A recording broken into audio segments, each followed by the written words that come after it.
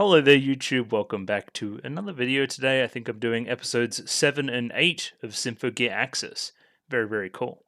So I say 7 and 8, gonna try to, but if I get tired, I might not. Nah, if I've said it now, I'll probably end up doing it. Let's just say that.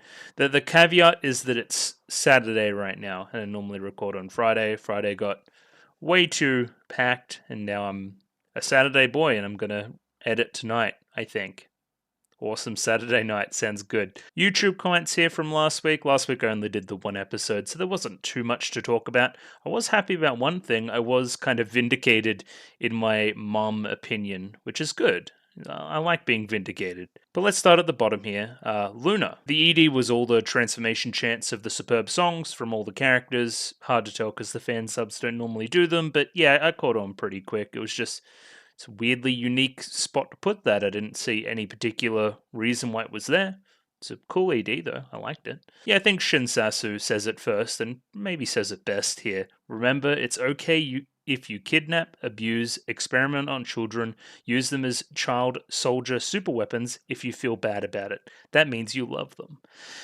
It's pretty harsh, but I don't disagree. It is probably like and the thing about it is you make like a few writing changes and it just works so much better. Like as I alluded to last week, just make it not as violent, right? Put more emphasis on the fact, which I think somebody says later, that these kids will literally be like cast aside. They'll die if they don't stay in this program, right? Make that more clear in what we have going on. It's a Symphogear overall problem though, where we go through stuff a little bit quickly for my liking, but that's been present for ages. Yeah, interesting one. We'll continue to talk about it as more people bring up their points. Yeah, pencil sharp. That's the first comment next that lets us know, right? Like the children being discarded, likely killed if they dropped out. Apparently, there's a better subset for this particular part of the story, which I'm not using, so similar to Top Dad, though, it's not something this show can give enough nuance in the way it's paced. Yes. Vitaly Kuzmin, couple more time codes here, which are always nice. Yeah, when they were like watching Symphogear within Symphogear, I kind of lost my mind. It was very funny for me. And yeah, I would say it's simple yet effective for an ED. I hope it comes back at some point, maybe with a little bit more relevance as to what's going on in the story, so it hits a little bit harder for mine, but I don't know. It was cool. I liked it. Next comment here by Bonnie. Linker recipe arc is over. Yeah, like it's a lot of the show that could potentially be used on something a little bit more riveting in the plot department. It's just kind of like, we can't use our powers. 3 seasons later, we can kind of use our powers now. I mean, good. I'm happy for you. I guess it helps as a kind of tension creating thing for past in the show, which it did work, right? It's like there's extra, stakes to a scene where we think the characters are going to, drop out and not be able to use their powers at any time. That just makes sense. They also, they do a decent job. It links back in with the verse stuff pretty well. I don't know. I don't hate it, but again, I'm in agreement. Potentially something a little bit more interesting would have sufficed. Yeah, AXZ just lets Hibiki go wild. She's been magnificent this season. She doesn't really have much baggage going on like she does other seasons, right? There's normally a Hibiki thing going on, and there isn't not a Hibiki thing going on, right? I think it'll come through a little bit later. Like she's just worrying about people a little bit more. She's wondering why we have to do this, these kind of questions, and as a result, like there's less self-doubt, there's less losing in battle, there's more her kicking ass. I don't know. I think it's a pretty good compromise where the kind of a little bit more of the drama has been given to the FIS girls plus Chris for now. Yeah, Chris procured a speedboat from somewhere. I'm unsure. Just stole it from somebody probably. Oh, here's another great point, right? Just kind of, I was thinking about this then when Bonnie said it's odd how they frame it positively.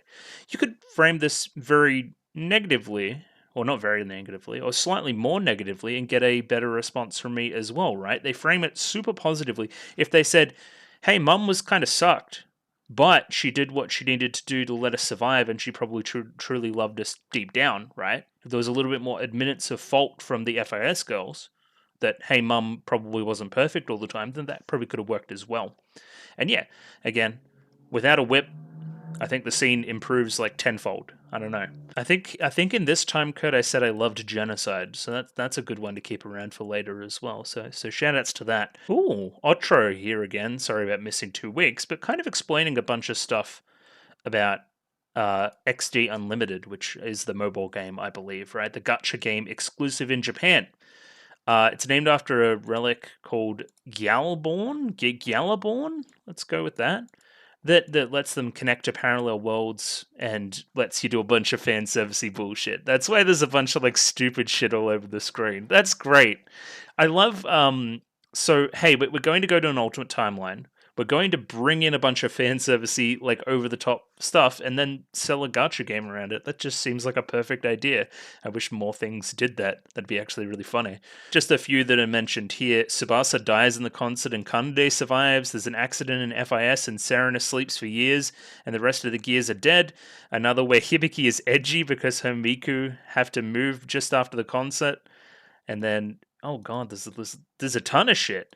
Like, that's great. More of this. That'd be awesome. Like, imagine that for any number of other series. Imagine like a Love Live one of those. That'd be crazy. Kasogtha's comment, not any less long than normal, which is good. It's good to see. It's good to have some consistency there. It's kind of going, yeah, we had some conjecture about Kamakura as a name, right? Which does have a lot of context around like not ancient. There's a word for these eras and periods in Japan that I'm unsure of. Kamakura period? Sure, that'll work. But it has ties way back to then, so it's been around for a while, and that would line up neatly with Fudo as a name as well, which is Old Man of Kamakura. So yeah, so that's just going into the name and why the Japanese audience may understand something that we're not in that respect. I do like the candles at the dramatic purple sci-fi sigil brain linking device scene. Symphogear, by the way. I'll need to pay attention to the low-key intro to Hibiki's song if we hear it again this season. Just kind of, building slowly into that that call response chorus again and all that kind of jazz, right? Interesting point here as well. I remember in GX, Elf9 tuned their gears up along with activating Ignite, right? Made them more powerful, but as a result, it's more exhausting, and you kind of see that sign of exhaustion on a lot of the girls last episode. Remember some sweat and a little bit of like wiping of the brow and heavy breathing that we don't normally see. I guess that it's also to give a bit of attention to that fight, which otherwise is just them beating up a noise. It's to say, hey, we are hitting our lowest point. We really do need somebody here to help us out and help us to not lose. And then that's what happens, right? That's just screenwriting. But yeah, I mean, it's nice that this has come back in a cool way. The fights have improved greatly from early seasons, I believe. Yeah, just a lovely amount of examples here of just some good old animation, which I haven't really seen from Symphogear up to now. I haven't really complimented on that aspect of it, so good. And that is nothing but good. I think somebody mentioned in Discord as well. There was a link back to the end of GX when Ver's dying and dying. But he's like talking about there's no such thing as miracles, and when it comes to Symphogear compatibility, it's all about a love, and we put that connection together with that scene in G as well, where he got Miku, to do that side of it with the same love, right? And interesting little bit of trivia here with the Elf9 having cracked the code of the linker of that side of it. Oxytocin is the hormone shown, which is heavily involved in empathy, social bonding, and the like. It also comes up in some sexual responses and such. Interesting. And yeah, just kind of mirroring a lot of people's opinions with the Mamu FIS backstory stuff. It's not hard to see what they were going for, but execution is lacking, I believe. Oh, interesting example here too, right? Comes back to the stuff with Yatsuhiro and Top Dad, where cultural emphasis in Japan of forgiving family and forgiveness and that kind of thing, right? Think about MHA's Bakugo. Great example, because Western audiences are really turned off by him. I personally thought it was really cool, but that's just, me being kind of a sicko. Where they see him as a real bully and a real like piece of shit, right? Spoilers for MHA, I guess, from like years ago now. But as time goes on, things change and blah blah blah. You start a relationship in a rocky spot and then move it slowly in a direction that is actually for the betterment of you and that kind of thing, and forgiving, and they're just passionate and these kind of things. Cool. That happened over a long period of time in MHA's story, where this happened over, like, we learned about this conflict and whatever over 2 episodes basically. So I don't know. I think you know my opinions on it by now. I'll leave it at that. I will say, yeah, this Hibiki fighting style, like, it's almost like scary. She's almost like scaring me, but it's also cool, so I don't care. Highlights a character moment as well that I didn't really see in the moment about Hibiki reaching for Ignite. Right, I just thought, it's pretty simply to save Miku, right? To try to get that last gasp of power to go and save her. Again, as we say up here, Miku really lit that fire in her last episode, so that's just making that go full circle as well, right? And then we're linking this in with pray that she could do the impossible, maybe hoping for that kind of miracle again, right? Thinking all hope is lost. Potentially, I don't know, but Kasokthird really likes the moment anyway. Shirabe appreciation. Her transformation sequence was really good, and then she's like cool in the fight. So yeah, small shout outs to Shirabe, who I don't think gets a lot of love. The song lyrics being on the bridge is based. Let's just call it that. It's not real. It's just kind of funny. Okay, that's cool. And yeah, just shouting at the ED at the end here as well. Seraph Armoros, same kind of argument again. Yeah, they were gonna kill the kids if she didn't, right? But again, you just have to show that better. I said I wasn't going to talk about it again. I talked about it again. And yeah, what I talked about before as well with the already telling them kind of the answer in a weird way, right? Love with the whole Miku situation back in G. And yeah, I was correct. The chateau is in the background at the end, kind of symbolic since the Bavarian Illuminati helped Carol build the chateau, and the data gained from it allowed them to create the lapis. Very cool. And last comment here by M. Marsh. Shirabe's yo-yos are cool. I agree. As for episode pairings, 7 and 8 and 9 and 10 are pretty good together. Like most seasons, the 3 could go together, so you can split that any way you want, right? I will endeavor to do this. This one will be dicey. I can already see that, because that is going to be busy for work. I could see it already in my mind's eye. So we'll keep an eye out for that, I guess. Radio. So what happened last week? There was so there was the Mario stuff with the dream, and they got the better, and now they can use the powers. And Kirika and Shirabe got the power up as a result, and kind of went in and saved them. What did they save them from? They were fighting the noise with the multiple heads that split into multiple forms, and did that whole fight as well.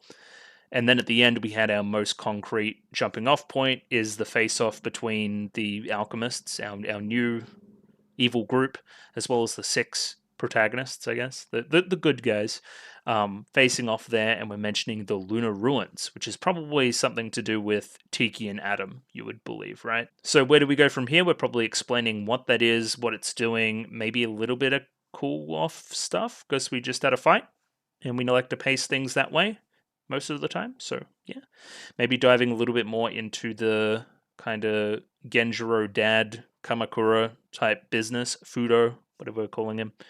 And yeah, I don't know. We'll see what happens. Shill stuff. If you like the video, consider liking the video. If you like the video and you want to see more, consider subscribing to the channel. Comment below anything you thought about the episode, anything I could do to improve my presentation. Comment below. I'm doing follow for follow on Twitter, so follow me on Twitter if you'd like me to follow you back. And the Discord, join Discord. Love Discord, Discord, Discord, Discord. And yeah, we're jumping into episode 7 of Symphogear AXZ right now. Rightio, got episode 7 up here ready to go. Let me pop that up there. 23 minutes and 40 seconds on that one, so sync up accordingly. As always, D-Truck subs, picture in the description below. Let's jump right in. Radio? 3, 2, 1, go. Indeed. Why are we fighting? She continues to say.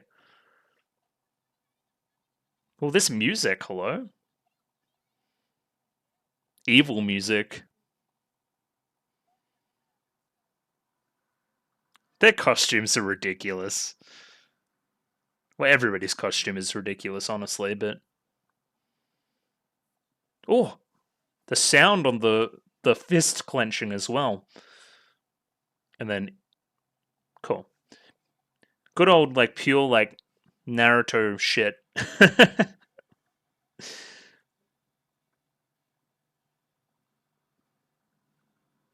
The countdown's nice, though.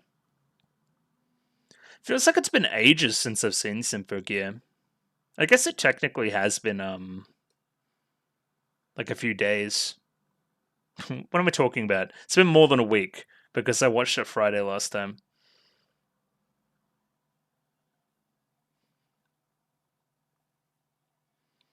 And yeah, I did the half day this morning, so yeah, not as tight as I generally am, but you know, the smart play would have just been recording it yesterday, but did not happen.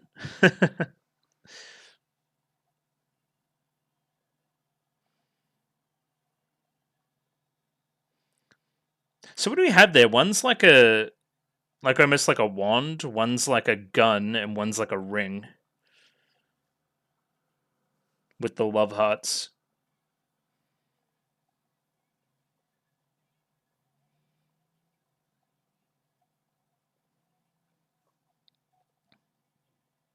This is my favorite part where she shoots like the rail gun.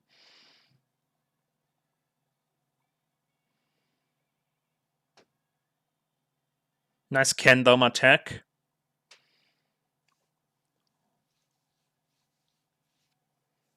And yeah, they're like turned around now so we can see their faces. Very cool. Arcana number 00. Excuse me?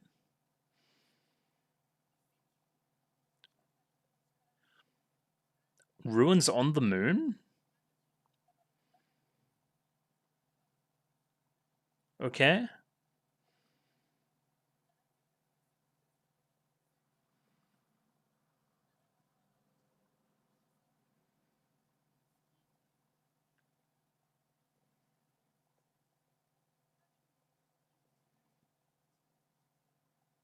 Okay.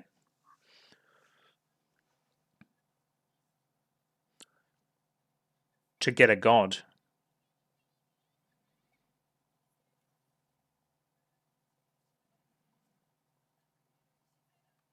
Okay. Sounds normal. Oh, it's time to fight. And time to sing.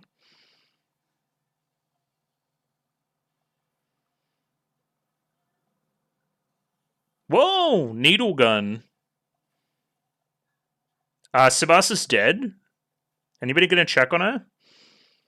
Oh, bro, her bullets turn into like different things. Okay, Mario's OP.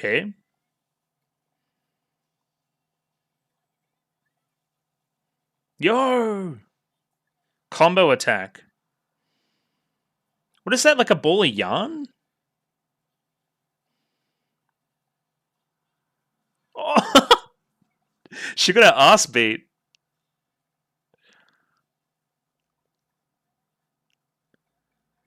Like, baseball batting the kind of kendama is pretty good. No.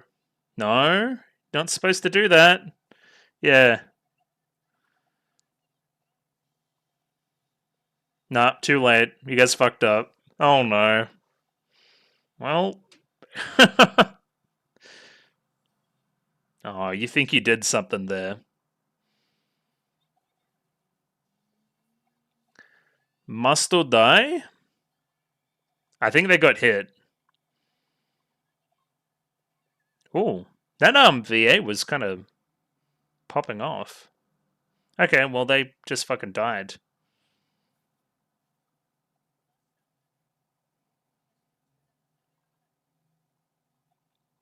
Is that Tsubasa using first names again or last names?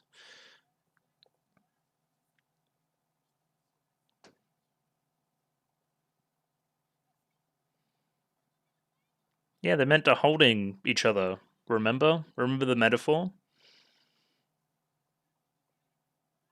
Ooh! Bit of a hypocrite, maybe. Wolf bullet? Okay. Gets super punched.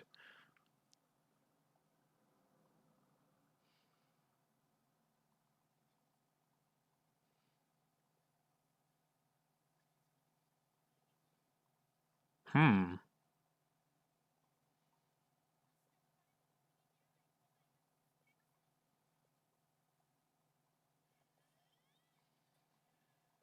Ooh. Waterbender.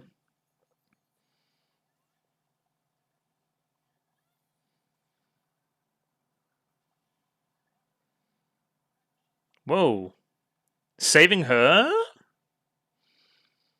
Hibiki's like a good at convincing people. She's a good negotiator.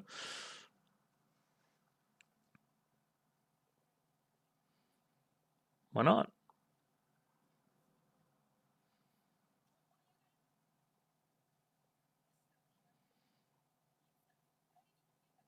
I disagree. No, you're wrong. It's time for me to go.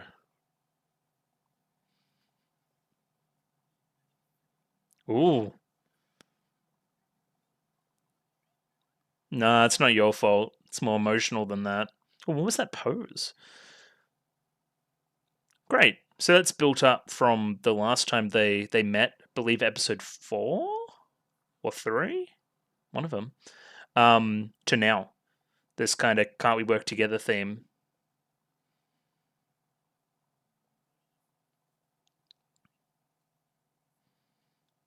What are they cooking? Good. Gargantuan.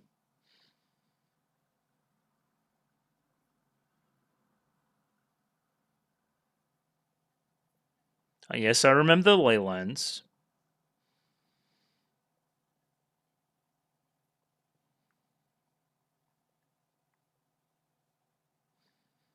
So they would know.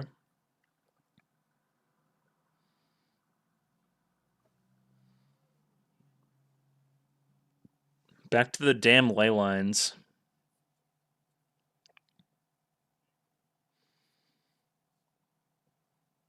That's still a pretty good victory. You two just absolutely stuffed up, though. Yeah, screwed up bad.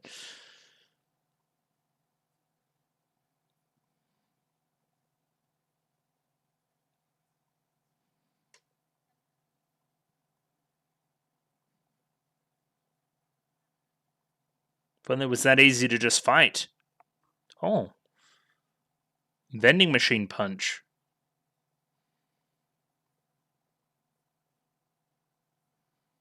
Yeah, otherwise you don't have that extra step of power to go. Yo, let Elfenine sleep.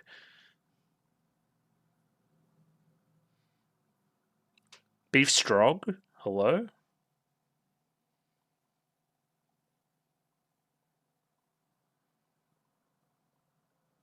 Bit of sour cream for mine. But milk works.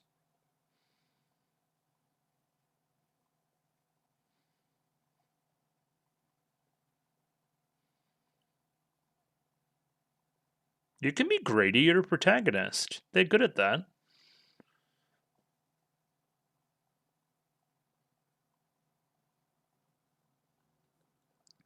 Yeah. It's protagonisty, it's good. You want it all.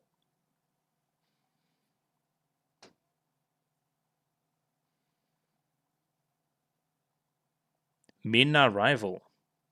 Who's this backstory? Hello?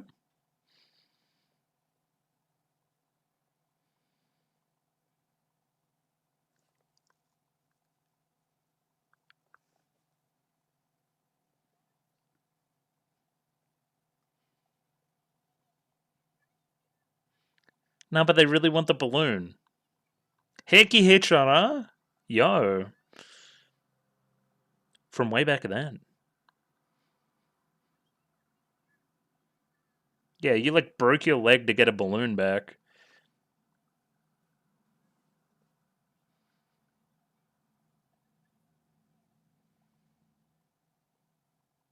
Oof. True. I remember.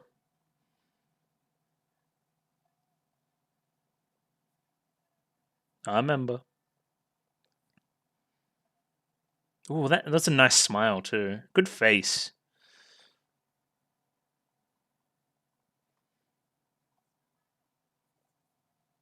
Oh, Hello? When did we put on our, like, what's the word? It's almost like rom-com writing. But, like, some good stuff still.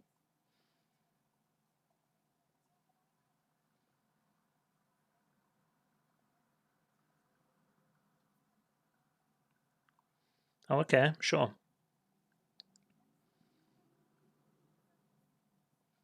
Learn the piano to play the piano while somebody sings? Think about it.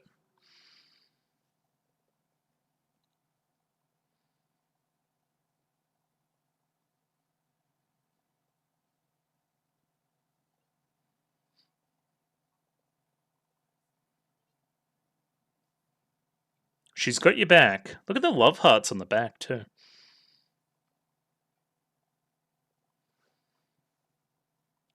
What is that stove? It's like elevated above the countertop. Strange house. Oh, won't take a second. I'll just get to reading. Don't overwork her. Let her sleep. You're giving her more work, though. I guess she asked for it.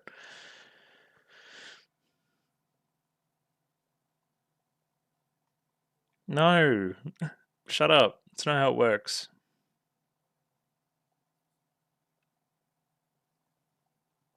Ooh. Hello? From way back when? From like season 2.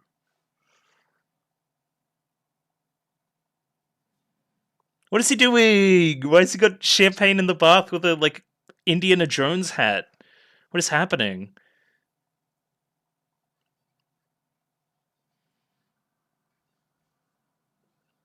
Well, that sound when she like moved her arm too.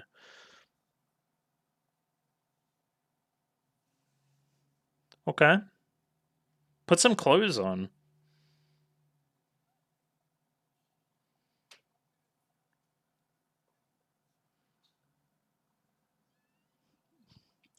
Strange scene.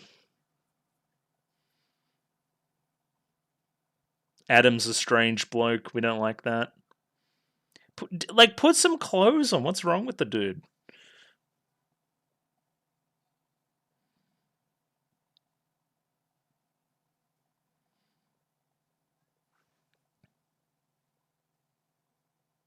Yeah, Sanjaman.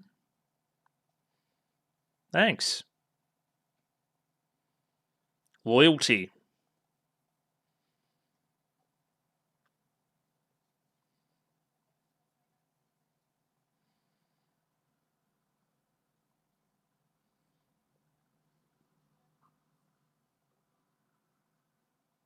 Yeah, what is this?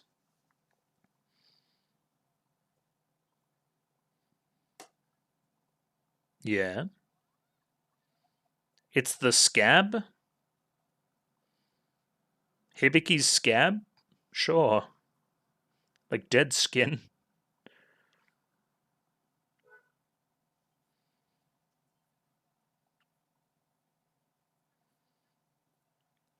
Yeah. What about it? Garbage?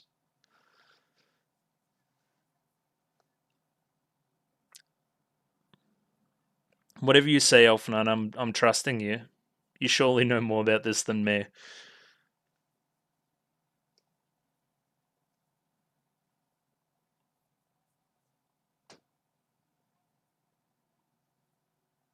Yeah. I mean, you guys are dumb anyway, so. It's the full stone. Okay, that's a pretty good way of simplifying it.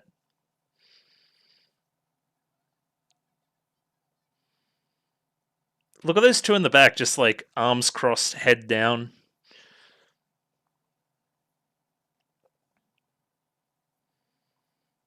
Back to the palace, eh?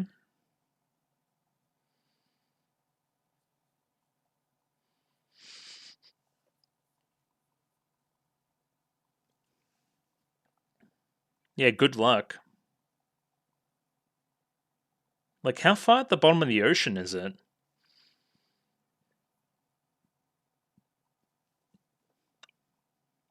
The Fool's Stone is really good. Yeah, I remember.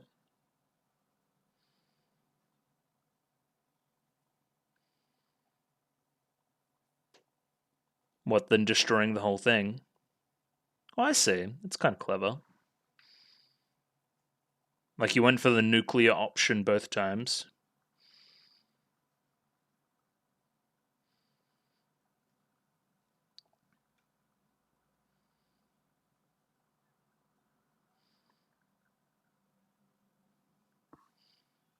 Oh, sure, but they're fighting. It sucks to be that guy.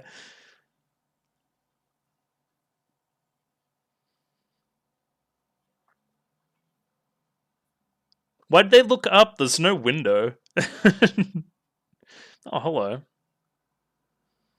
Igalima? Now, I believe we've seen this one.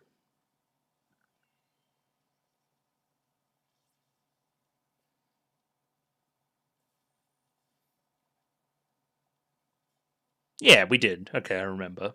The animation's kind of neat. I sort of screamed there for good measure too.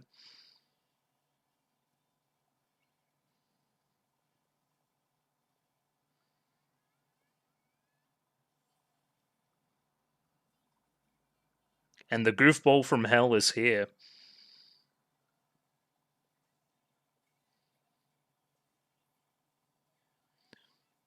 They just turned it on real quick. They're just beating everybody's ass.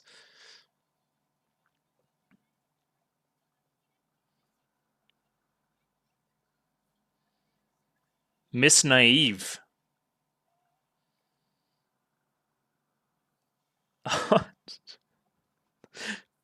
Well, that's mean. It's your fault.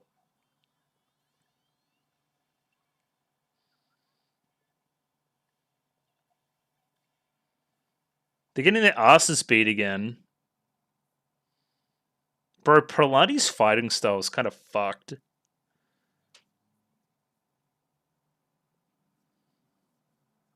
Yeah. They don't know about the full stone. They don't care.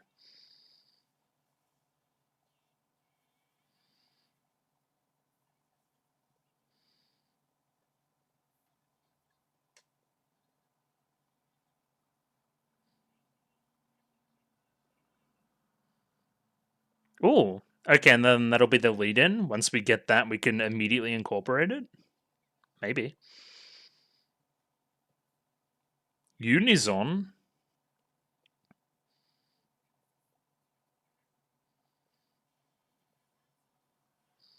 Why don't you guys all three of you sing?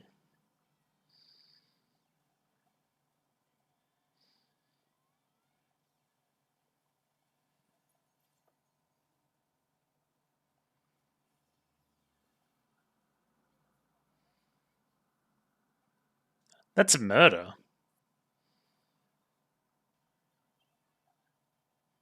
What? What is happening? Okay. Sure.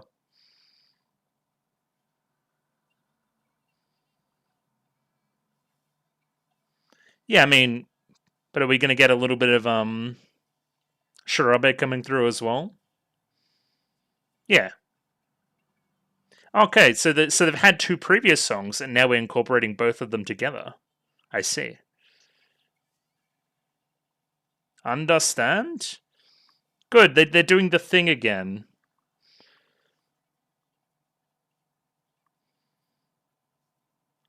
Do you reckon they wrote these songs with this scene in mind? Probably, right?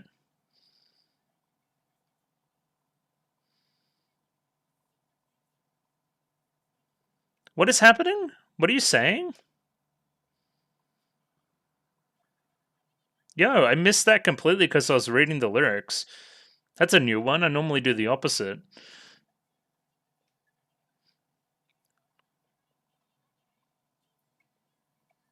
Fun and games.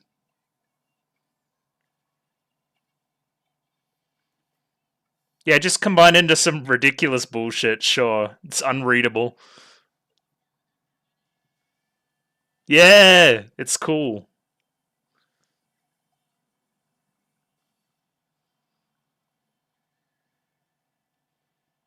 Okay, got one. I'll let you live this time. Sounds like you're actually at a disadvantage, but sure. Yeah, that I need to go back and check that context, right? That seemed like Prelati and Cagliostro origins almost. Okay, nice redemptive moment for Kiriko and Shirabe as well. Get a room.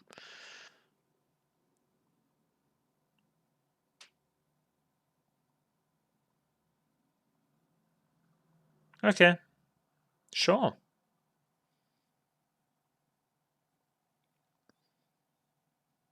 Altar ritual. All right, time to go harvest some more lives then.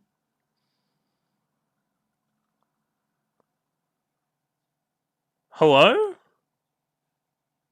No.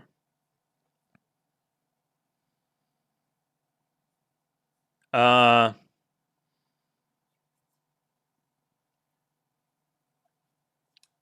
that's a conflict for sure. Yeah, that's thanks for saying it aloud like that. That's literally what the conflict is.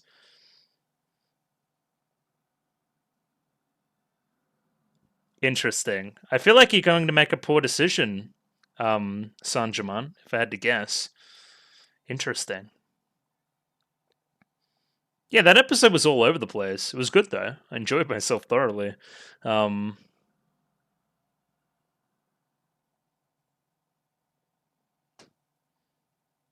yeah, just like a million things happened again. It was one of them, right? We've got this Elf Nine subplot going on with her being tired. Um, we got some good Hibiki Miku stuff. Small little check in with Chris. A kind of a full episode arc ish for Kiriko and Shirabe, learning to work together again. Um, or their power when singing together is probably a better way to say it.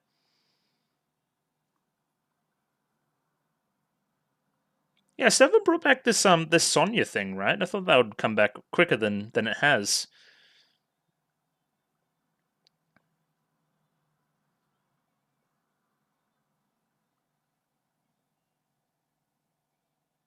Their songs are bop though. Hello. It's also interesting because I won't need to read many lyrics this episode. There was the Subasa one to begin with that I'm unsure about, but the rest of the songs I've read already, which is interesting. And yeah, jumping into a little bit of analysis on episode 7. I feel like I already gave a pretty good summary of my thoughts on that episode during the ED. Just, I guess, the most interesting thing to come out of this is from a screenwriting perspective, right? We need to progress our conflict further, right? We need to get this altar activated or whatever the hell, right? Um, that's important for a Symphogear climax to occur. That tells me at least, unless there's some other shenanigans going on, that Sanjaman's going to have to make a terrible choice and actually sacrifice one of her friends, her comrades, or her cause. Right? Interesting, interesting one there. This combined with this kind of little bit of doubt that's creeping in from the Hibiki side that we'll see displayed here in a second as well. Um, yeah, that's an interesting conflict. Yeah, but I feel like Sanjaman's going to make the bad choice and sacrifice one of them, which is sad. I wonder who. Real Sophie's choice. Um, Potentially a little bit less dramatic. But yeah, I guess I'll dive into the episode. It was good. I really enjoyed it. So this episode's called Arcana Number 00, which I can't see any semblance of relevance to. I don't know. It's have to do with the full stone, which is also a very funny scene. I don't know, weird one. So yeah, the lunar ruins that we're talking about. I guess I should dive into this a little bit. Actual literal ruins on the moon. That's why they're called lunar ruins. So we're blaming a lot of the world's problems on the curse of Belial, which is pretty standard. Making the imperfect perfect is the core of Saint-Germain's philosophy. Hmm. Hmm. So if it's the core of the philosophy, right? And we need to progress the cause, then you're going to make a bad decision. So the primary goal is to seize the lunar ruins and put it in the control of human hands, as opposed to these gods. We're going to take back We're going to seize the means of production. So we're completing rituals in the process of trying to claim the lunar ruins that are under control of these so-called gods, and that's why we're doing the Tiki Atom stuff, and so we need the altar, probably something to do with their god. That makes sense, right? And yeah, of course, you're taking the approach that, hey, it's not like killing people to get what we want, right? It's, every drop of blood spilled, every life taken is one stone in the foundation of our new revolution. That the ends justify the means, essentially, right? And then, yeah, we immediately jump into conflict after she shoots her gun. And her gun's pretty cool. It's got some pretty cool capabilities that we'll see. I don't know if I've heard this song already before, but I'll read it because it's the only one I'll read this episode anyway. Feel my imperial wrath thundering down on you like a dragon's roar. Even the sky would be astonished by how superhuman. And then interrupted by I thought like a bullet went through her chest, but as we see here, these kind of bullets turn into like weird dart things. They seem to have qualities where they change shape and matter and that kind of thing as they're flying through the air, which is pretty neat for like an alchemist gun's abilities. This is the part of the episode where it's essentially the alchemists just beat their ass, and that, I mean, it makes sense, right? Oh yeah, so in my head, that Tsubasa song played for a lot longer, but instead, no, we just go into a little bit more of the background music. I guess Tsubasa's out of commission. Probably sounded a bit silly talking about that song then, but I digress. Big old ball of yarn from Cagliostro as well, which is good. Yeah, as kind of like a unique combo, kind of Mario and Chris uniting, kind of fighting together, which is something that you don't see very often. Like, yeah, this is a cool screenshot. We haven't seen that before. Oh yeah, and then Praladi just absolutely beat Shirabe's ass. Just donk. Like, just hilarious. And then these two didn't get the memo, so they activate Ignite. And again, this comes full circle by the end of the episode where they don't use Ignite and instead focus on other aspects of their power to defeat the person that just bonked them out of the sky. So, I mean, yeah, that's a small little episode worth arc for these two. That's decent writing. I like that. Like, everybody in the audience is the same as Elf9 right now, who's just like yelling at them that this is a stupid idea. Have we seen them in Ignite before? Probably, right? Probably somewhere there during season 3, you'd think. And we're bringing up naivete as a theme as well, kind of almost linking into the same hypocrisy thing that Saint-Germain runs with for Hibiki again, right? It's interesting how different characters are displaying similar criticisms of other characters. I think that's kind of funny. And then Tsukiyomi and Akatsuki. Probably have not heard these names since these characters were introduced. I believe this is the other component of their names of Kirika and Shirabe. And of course, it's Tsubasa, all very official. Doesn't have the go-ahead to use this name yet, so she uses the other one. It's funny. It's a whole lot of that Chris conflict coming back again, right? Where she can't call her Chris. Yukine. So yeah, Saint-Germain's still pretty steadfast in her ideals here. Hibiki tries to run with the whole hands metaphor, but she's not really buying it for now. Yeah, and as I was talking about before, rich words coming from someone who's never been crushed underfoot without knowing why. I mean, we show a flashback in a little bit that shows that maybe Hibiki does have a little bit of an idea, but yeah, I mean, we've run with the whole Hibiki's have been a little bit hypocritical, a little bit naive before, right?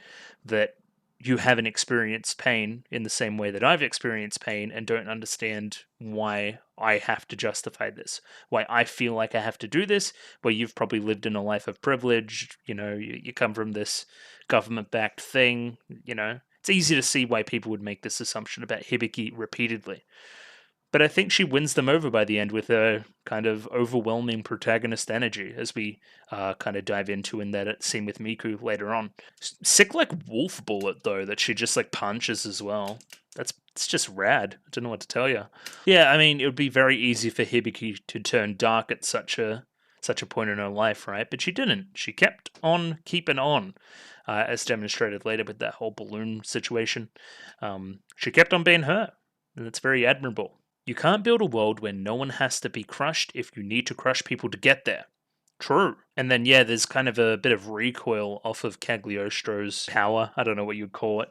And Hibiki saves Saint-Germain in this moment, which is, very Hibiki. And I think Sanjiman kind of sensed a little bit of the kind of protagonist magic working on it. It's like, don't touch me. Only a fist clenched in anger can open the path to the future. The very obvious difference in philosophy between the kind of open hand and the closed fist of Hibiki and Sanjiman here. Pretty obvious little metaphor that we've done a number of times in Symphogear now. And then, yeah, so they have the upper hand in this fight right now, right? Physically, emotionally, you're kind of losing it. That's why you take the kind of take the retreat where you don't really need to. The goal of the fight, the goal of what they're doing right now is to eliminate the Symphogears. They had a perfect opportunity to do so right here. She just wasn't emotionally there right now and didn't want to admit it, being maybe a little bit tsundere adjacent. Interesting. Very, very interesting. I just didn't really clock in on that in the moment, is that, hey, their goal right now isn't to run away. It's their goal right now is to kill them. And there's a perfect opportunity to do so, and they're just running. And the other two, being loyal as they are, just follow her. Cool. That's cool. So we kind of, I guess, foreshadow that we're going to do something gargantuan next as well, that maybe Hibiki's punch can't even destroy. I don't know. I believe them. There needs to be some form of tension in that part of the story, I guess. We're also talking about the ley lines. We're probably going to use that for some sort of energy at some point. Probably going to lead into another conflict next episode, you would think. Something about the ley lines. The ley lines, of course, have something to do with Neptune's palace as well, right? There was something there, which is probably what attracted them to that location initially, maybe? Along with just killing the Symphogears, which is one of their goals. Again, we have that initial fail and then feeling bad about it, and then we rise back up again for the end of this little mini Kirika Shirabe arc. We have a lot to learn indeed. So yeah, we need to overcome anti-ignite and the power of the Philosopher's Stone. We come up with a pretty interesting solution in the end. We're kind of overworking Elf9 in the process of trying to figure this out. Yeah, there she is. Let her sleep, damn it. She's... They're so mean to her. She's like their little slave. Oh, great scene, by the way. They're so gay in this, but we knew that. But like even more than normal. And I think she's making beef strong. Correct me if I'm wrong. That's why she wants a little bit of milk. Normally, you have some kind of dairy in there, some kind of creamy element to balance it out. And she's making her cooking comeback that she's been practicing in secret ever since last time. Like the Hibiki's got her head in the books as well, showing that she isn't shirking her schoolwork, even though she's saving the world at what feels like every 12 hours. And yeah, this is. I like this. I like this as a conflict a lot, right? If you want something, do you need to be prepared to give something else up in exchange to have it? Interestingly enough, we're kind of following something similar in Revue Starlight as well. Do you have to sacrifice something to get what you want, right? Essentially, or can you have your cake and eat it too? Protagonists like you and potentially Karen, I haven't finished the show yet. Don't always need to do this. It's not the real world. This is a fantasy. And it shows that if you put your heart into something and really try your best, you can get what you really want and have your happy ending. If that's not a good moral, what is? That's just basic 101 storytelling, basically. Yeah, like, no, you're the protagonist. Of course you can have what you want. That's how this works. But yeah, like, I mean, it's interesting in contrast with what Sanjiman was saying, right? Like, you're naive, you're a hypocrite, you can't have your cake and eat it too. Can I have my cake and eat it too? Goes back to Miku, who's, home. Miku is home. They confirm that I can approach the situation with a newfound vigor as a result. It's pretty good. It's what supportive characters are meant to do. Great faces too. Look at this, the soft eyebrows, the loving eyes, pretty good stuff. Thinking back to a story and kind of a small setup for what I would call a little bit of rom-com logic, a little bit of a rom-com-ish segment. Kind of giving me like Horimiya vibes even. Like, I used to be a sprinter and didn't want to see people's backs, but the only person's back I want to see is yours. Oh, it just warms the cockles, doesn't it? See, on the surface, you may call that a little bit cheesy, but I think it works for what we have going on. So yeah, she was staunchly competitive. Oh no! And one day, when approaching home from the track, she looks up in a tree and sees a wild Miku reaching for a balloon. And of course, this just tracks for what Hibiki does, right? Like, she just helps people. It doesn't matter what's happening with her. She puts others before herself. She's very selfless in that way. it tracks that it's also something kind of stupid, like a balloon. Like, just pop it, honestly, at this point. Balloons are stupid. Even drops a Heiki Hechara in there as well, just for good measure. I saw a girl crying and I went a little bit overboard. And then we get a quick look at the bag here as well. So this is when all these terrible things are happening to Hibiki. Didn't they say that this was in junior high and then they went to high school later on? A different school? Because this isn't the uniform? Am I dumb? Maybe I'm dumb. I don't know. I thought, well, yeah, one of the implications is that they changed schools away from all these terrible people. Like, this isn't Lydian at the moment. Oh yeah, and then this. I wanted to highlight this face. If it wants to load, yeah, right. Like that almost reminds me of her father. Interesting.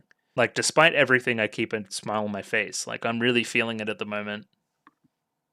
But this is what I'm giving you. I'm not putting my problems. I don't want to burden you with my problems. That's what this is giving me. It's a really good face.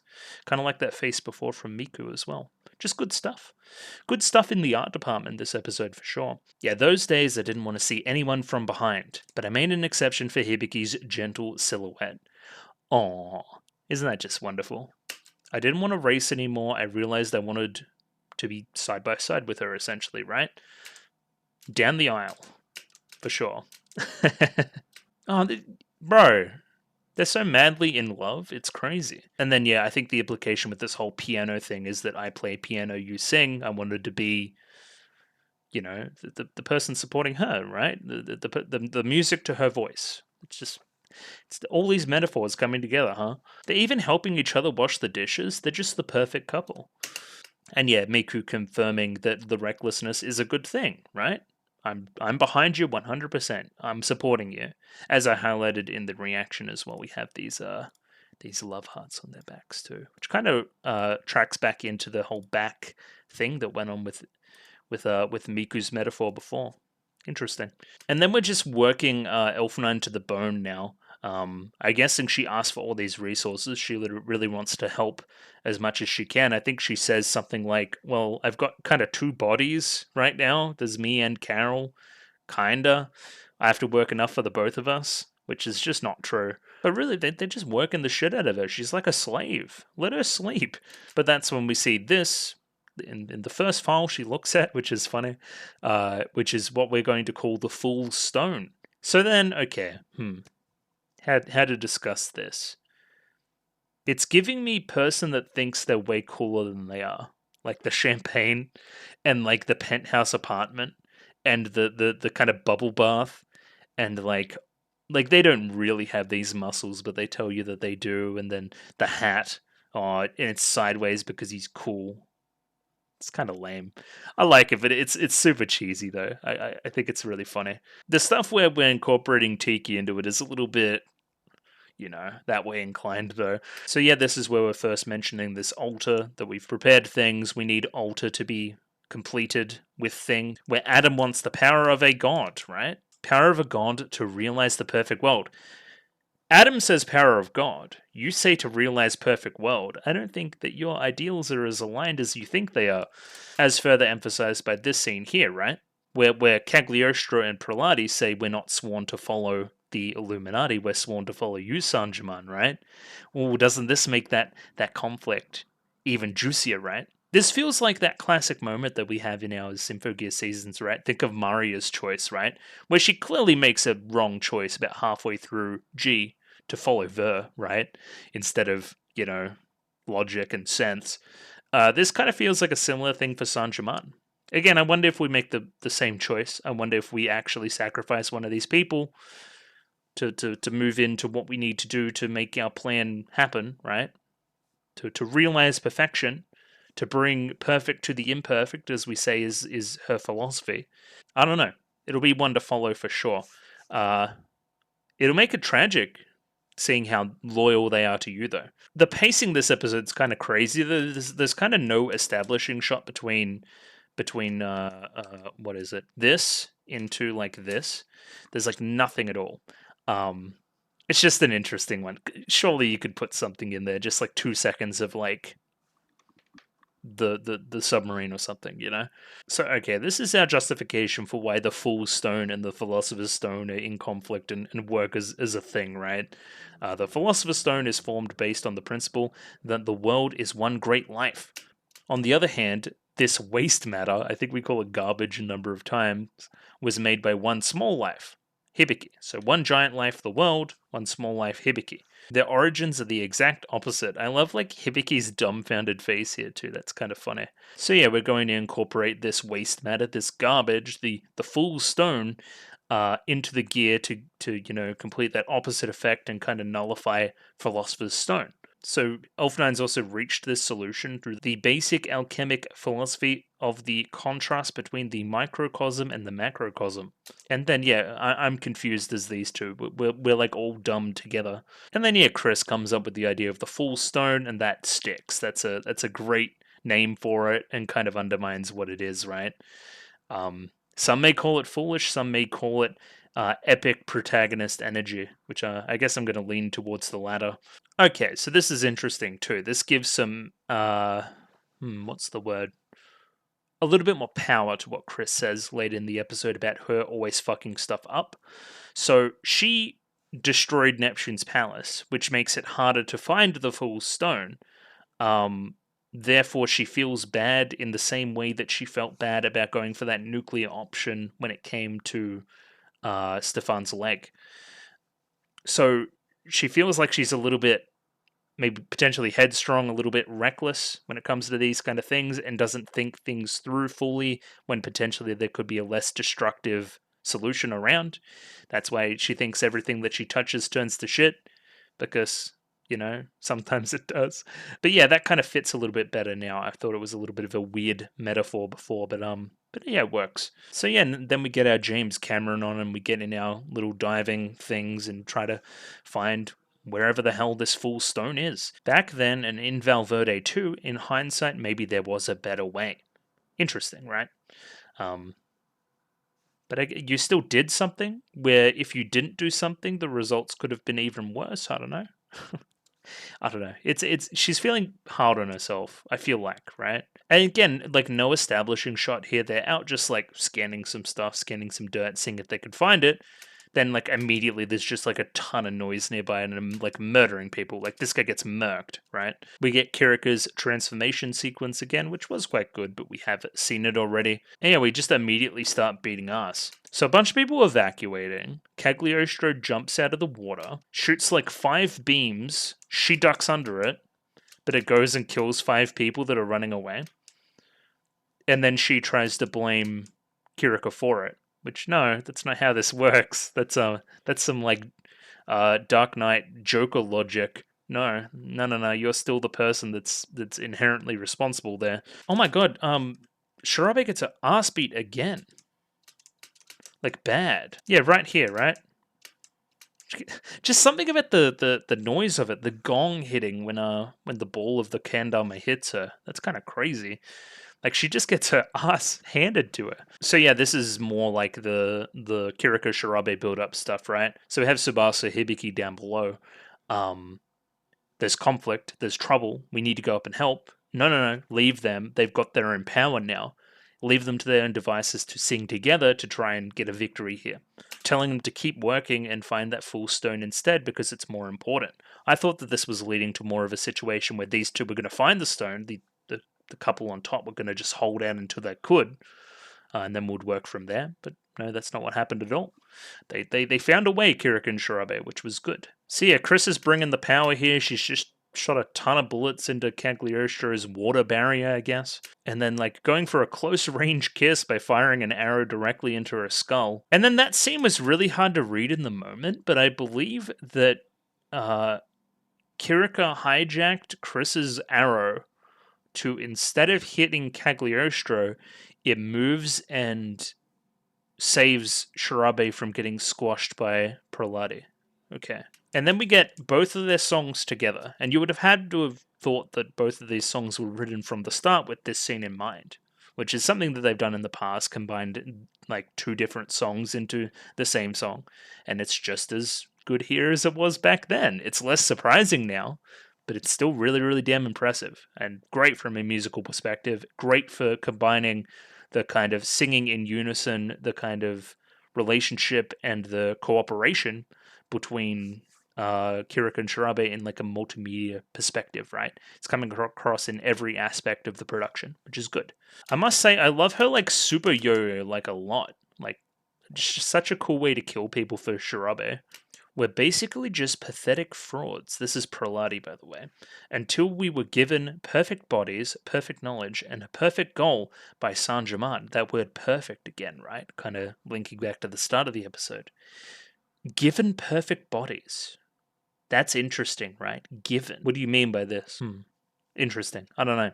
And that's why we're so loyal. That's why we fight for her. That's why we cannot lose. Fun and games won't let you achieve your ideals, but you're all about fun and games, so that's kind of weird. And then we do our like combination attack Megazord bullshit. We put the yo-yos on the scythe and we create a I'm not even gonna try something Sun plus Moon extreme beta style. It's unreadable text. It's unreadable. It looks like it's Russian.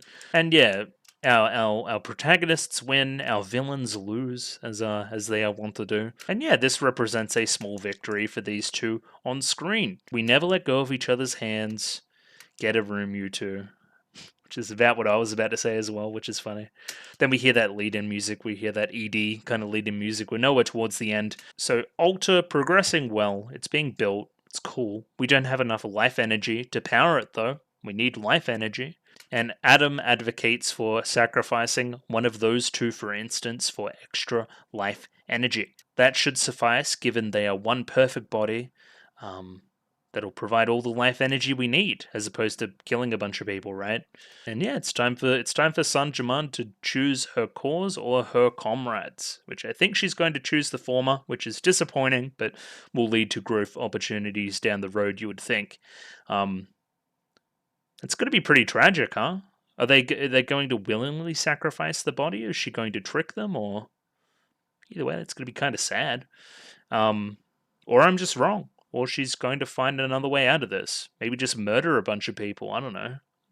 I'd rather a bunch of people get murdered than my friends, so I don't know. It'll be wonderful in next episode, which we will watch shortly. All in all, upon recollection, episode good, episode packed full of goddamn content. But yeah, no complaints here. It satisfied all my Symphogear urges. But apparently 8's a better stopping point, so we're going to stop off there. I may grab something to eat first, so I'm going to break the video here and come back when I do. Rightio, got episode 8 of Symphogear AXZ up here ready to go. Let me pop that up there. Same deal as last time, D-Truck subs, 23 minutes and 40 seconds, and picture down below. Let's jump right in. Rightio, 3, 2, 1, go. Ooh, my episode was acting a little bit weird there at the start, but sure.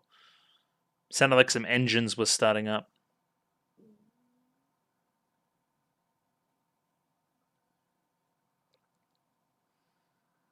What are you looking for?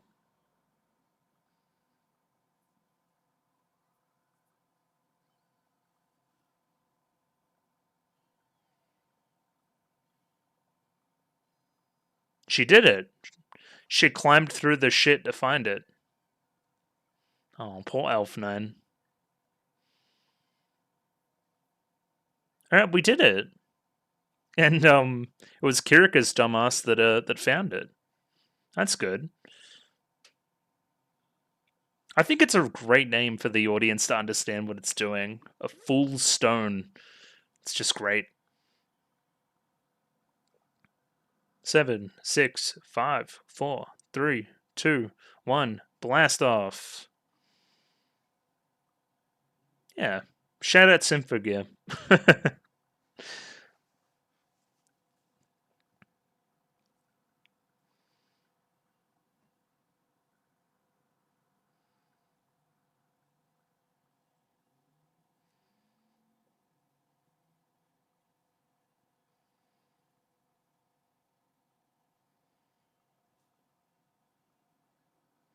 I'm really happy I watch these shows the way I do.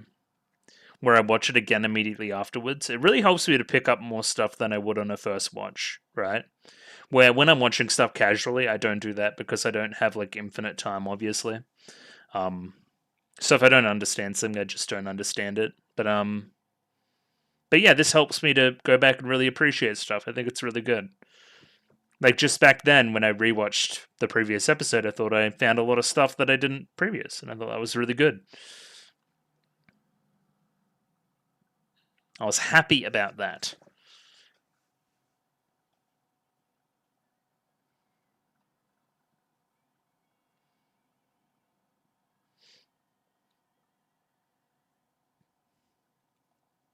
Look at our little protagonist there. Little punch hamster. Alright, sacrifice one of your friends. Do it. I actually agree. When I used to play football, um, like a shower after a muddy game, really fun.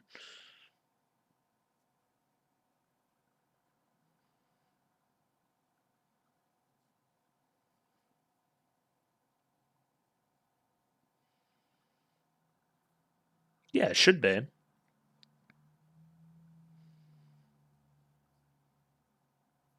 What? What before all of that?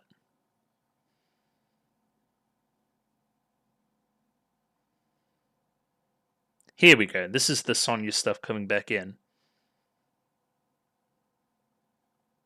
Oh, no way. Go see him. Stefan will probably be thankful, honestly.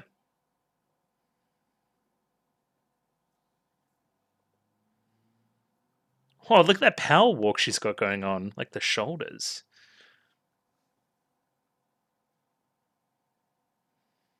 Yeah, go meet with them. There's no shame in that.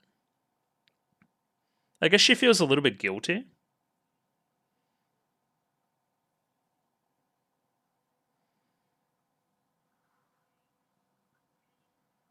Hello? What are we doing?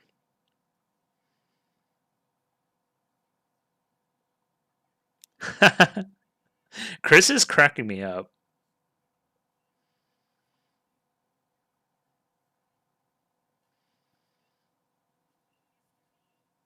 It's a little bit fourth wally. That's fun. What am I looking at?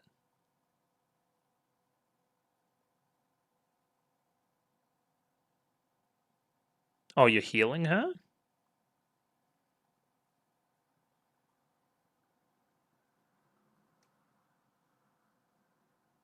Or is this the same scene again? So have you introduced this conflict to the other two? I like that reaction, like, eh? Like confusion.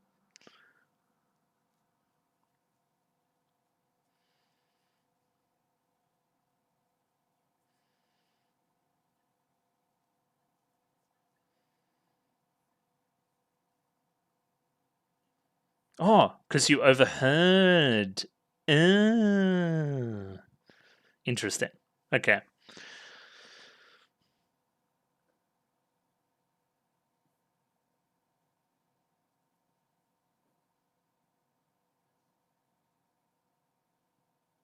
Okay. Whatever you say. And now we're training. What were those traffic lights? That was crazy.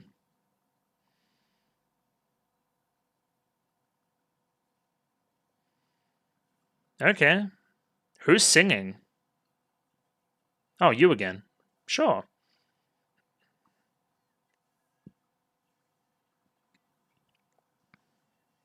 Give him a good old Tinkerbell tornado.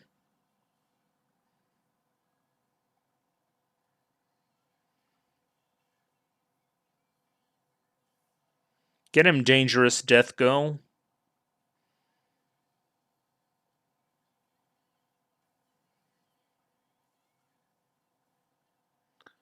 Everyone's just doing their moves. It's cool.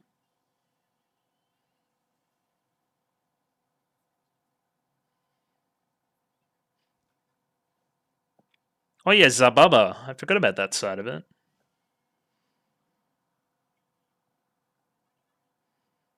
What? How many there are? Oh, okay, sure. Okay, Dad, what are we doing? Oh, that face. Oh, he's cool.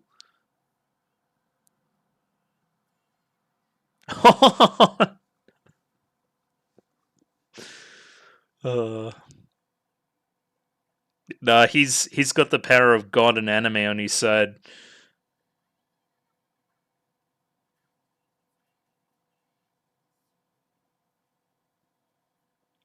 Is it working together? Yeah. I like how everyone's getting like thrown over that way. That's funny. Hey yo. What were those eyes? What happened there? What? What do you mean? Oh, that shading on his face is really nice too, the line work. What is he doing? I agree. Oh, that's funny.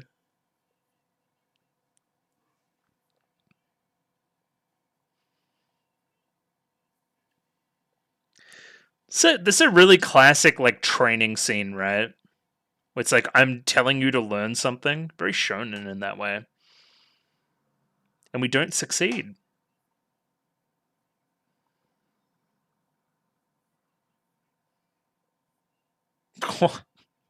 That pose for Hibiki. What are we playing on the boombox? Oh, we don't get to know. Okay.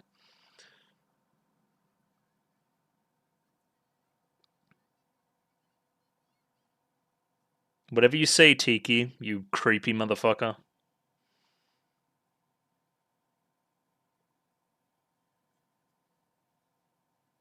What is happening?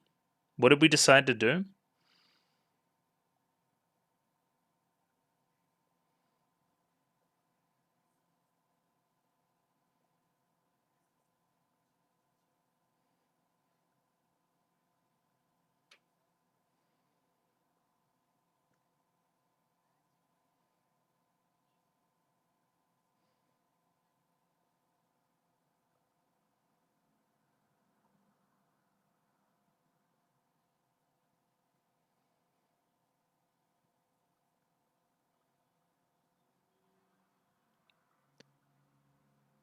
Huh. That seemed way more like this is happening this scene. But now, apparently, no, we have another trick up our sleeve.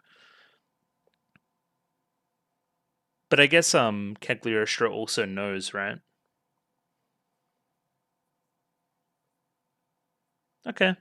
Thank you, Elf9. Go get some rest now.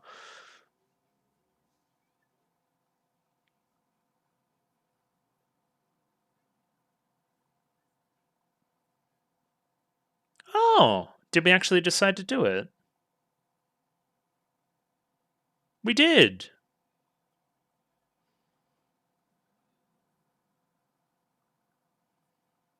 What about it? Tsubasa and Chris together is interesting too.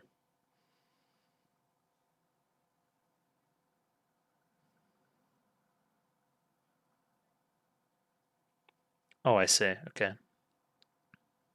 So you can't stay because Sonia wants to go back and help more people? Oh. Oh. That's really nice. Oh, we never saw the character designs before for those two either.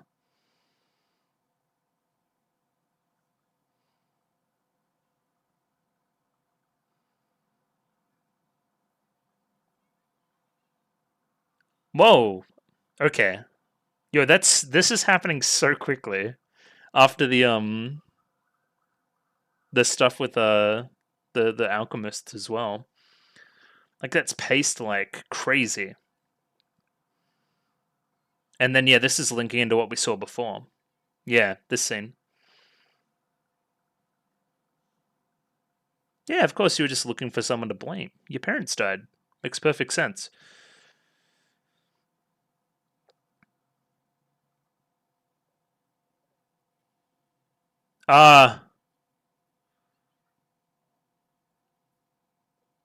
Okay. And then that's where we're putting... Okay, Cagliostro is doing that. Gotcha. I have a lot to say about the Sonya stuff, because I think it's actually pretty well done, the way they're doing it. It's kind of about, like, reaction in the moment versus after some thought. What the fuck? What am I looking at? What do they have? What is that? They got, like, wiggly arms.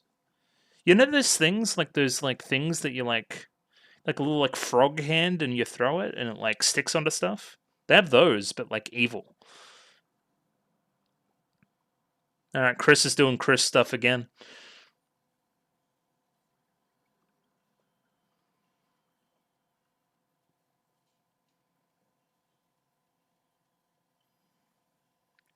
With them good old boots. Get the boots on.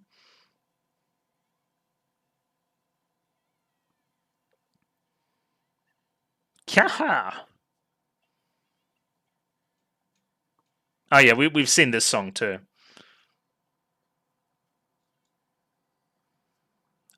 Save the people, please. Yo, that animation was smooth as fuck. The timing of it was great. Alright, Kags is here.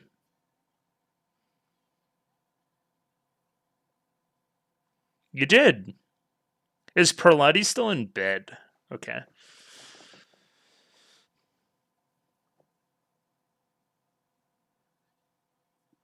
I don't know. She said she had something up her sleeve and then held up like the scroll thing. There was something falling on Sonya and Stefan. Did we solve that? Oh, teleports behind you.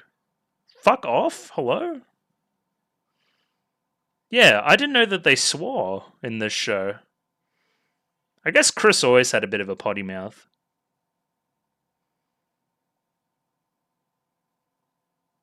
Okay. Okay, Mario's here. Oh, so's Hibiki. Teamwork, baby! Oh, everyone's here. It's like the Avengers.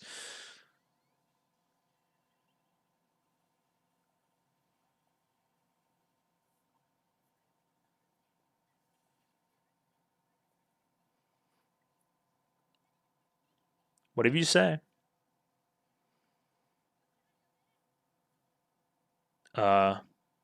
Did she throw a Pokeball? What was that? Oh no, they're more pocket things. The dimensions, right? Weird pairings? Am I right? Yeah, weird pairings, yeah? Huh. Separated. Yeah, work together, huh? Okay, that's a great way to reinforce this.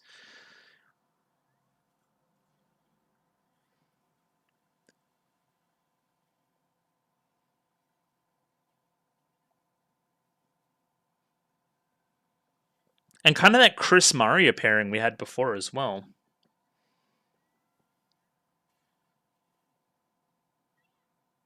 I think Maria just got destroyed. She got the fists going. Hello? She's way cooler fist fighting. I like that way more than the beam stuff she had going on. She's like Hibiki for real.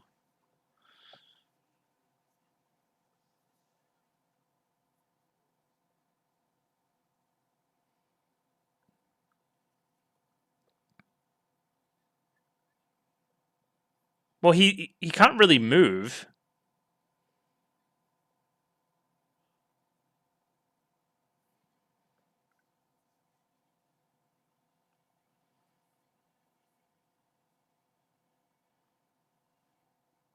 What is happening?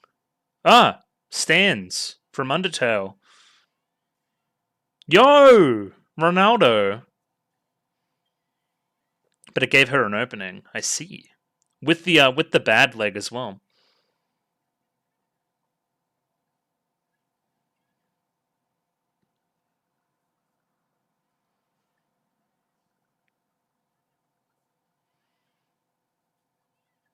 Okay.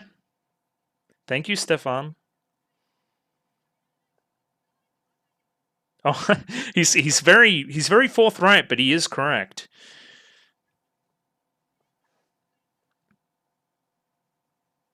Oh shit, that was a great line though. Took me a while. Took me a minute, but I got it. Feels like the episode's about to end. No, there's still like 6 minutes. Okay. Like I felt like the end coming on, the end credits.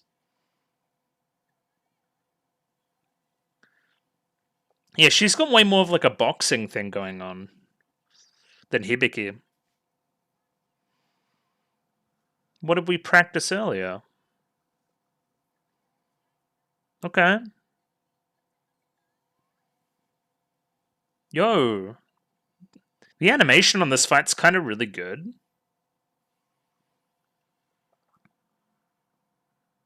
I get a feeling you weren't successful. With the little glow as well.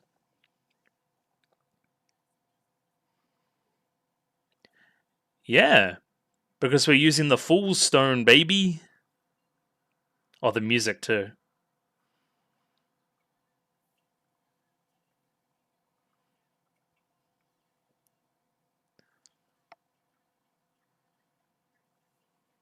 What is this song? Yo, it's a duet. Yo. I thought I felt a duet coming on.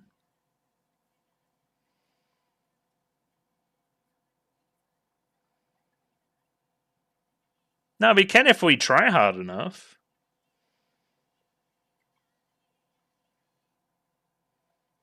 Yeah, great. We've got the subs up there again. Yeah, it works, surprisingly. Great. This is what I've like almost foreshadowed for the show from like the start, right? Duets are so important in this kind of metaphor, right?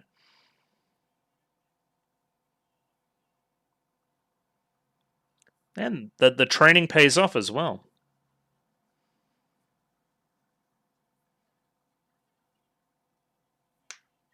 We'll put it all on the line then. Oh, the singing there.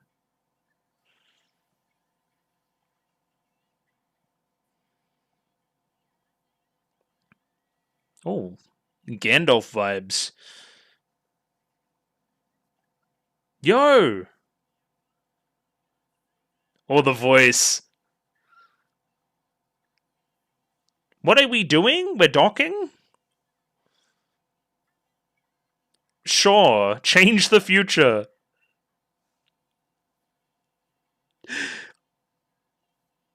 What is happening? It's cool?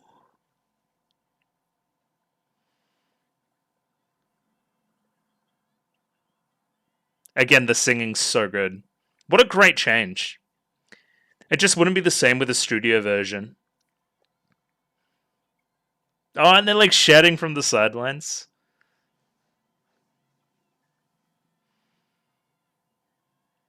Oh. Well, that's no good.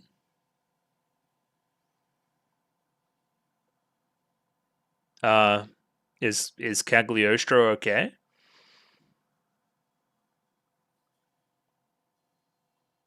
Uh, oh. We're not even going to have a look at what they're doing. They just won.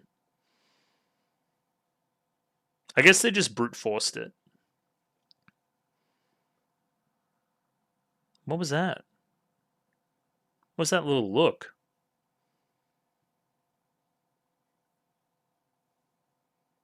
Okay. Thank you. Goodbye.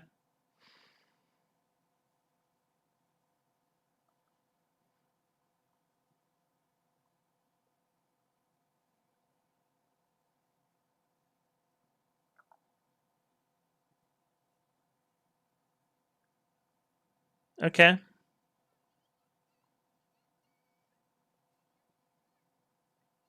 Oh.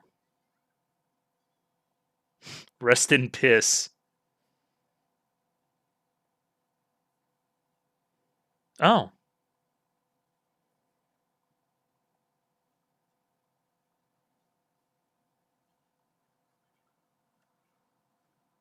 Chopu. Okay, well that makes it easier, right? Because now you can fight for what you believe in. Yeah, big Ver vibes off this guy. Shut up.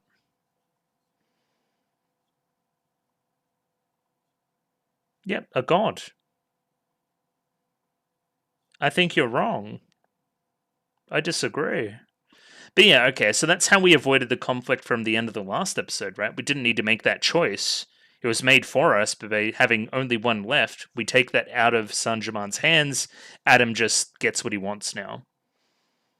Because he, like, pimp slapped Sanjaman. Okay, interesting.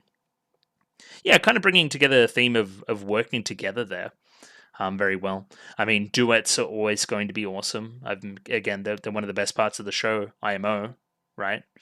A Maria Chris duet is just like it's like two of the best characters singing together. It's just awesome. What else happened? Genjiro was a bad bitch. Uh, Loads of stuff happened, but I can't remember. Oh yeah, the whole Sonya Stefan thing.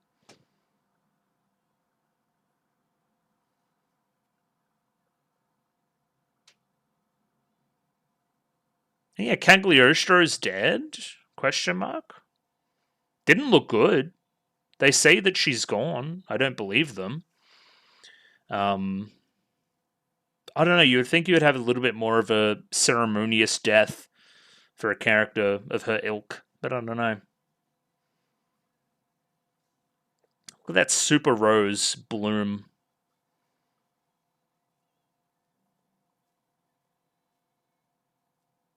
And yeah, jumping into a little bit of analysis on episode 8.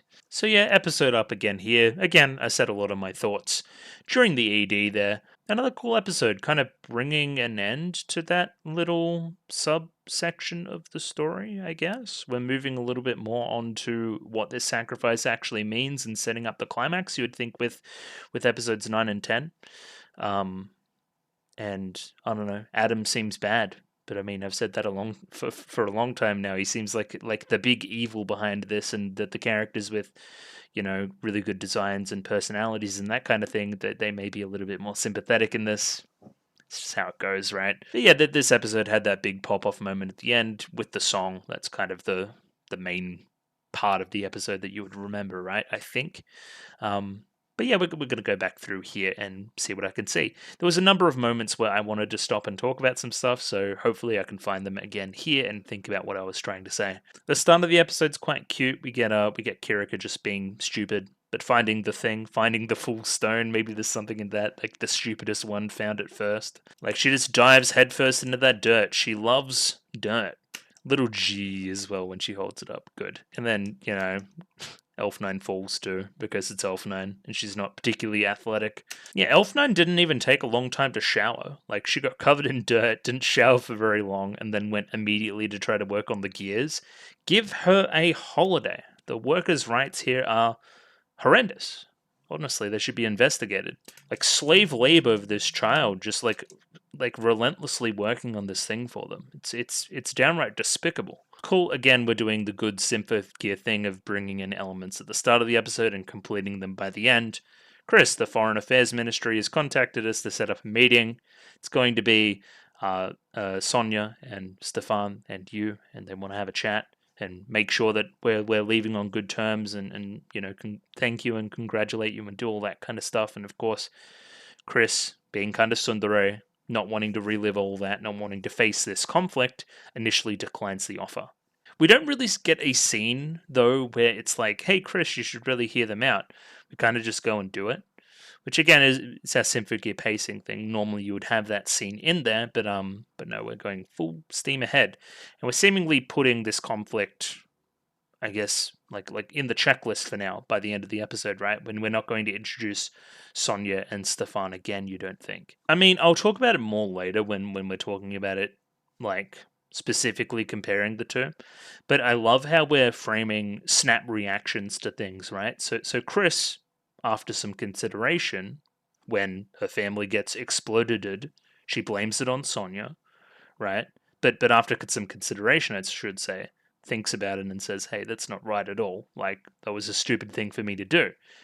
I'm sure Sonya's had that same feeling here, right? That snap reaction, that emotional reaction to it's your fault Stefan lost his leg, when in reality it's her fault that he didn't die. She just had to think about it a little bit more.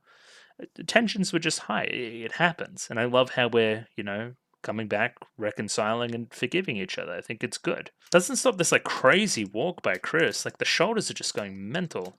Like walking with like fists clenched as well. She looks like she's ready to fight. And then Genjiro pops in, right? It's time for some training. I've got something else on the agenda now that everybody's here. And again, this comes back by the end of the episode too. Again, good writing. Just comes full circle. Hey, we got to work together in training. Because you guys aren't working together and you're attacking Genjiro one by one, you lost, right? But by the end of the episode, they learn to work in their little pairs together, even though we only see one pair work, and they all come out okay, right? It's one of the things they drilled in. If this were a movie, do you think they would cut from finding some rock to the happy ending? No. There were some trials and tribulations, maybe potentially even a training montage that we need to accomplish before that goal, according to the movie script. So yeah, we see Praladi getting healed here, I believe. Little frog plushie in tow. Clearly she got fucked up by Kirik and Shirabe, which is kind of funny. So yeah, here's the other part, right, is that Praladi is going to still be unconscious, you would think, right? She can't really give consent or not consent to getting sacrificed, which is kind of fucked up. Now that I think about it, they're just going to sacrifice her comatose body, which is, again, not very ethically cool.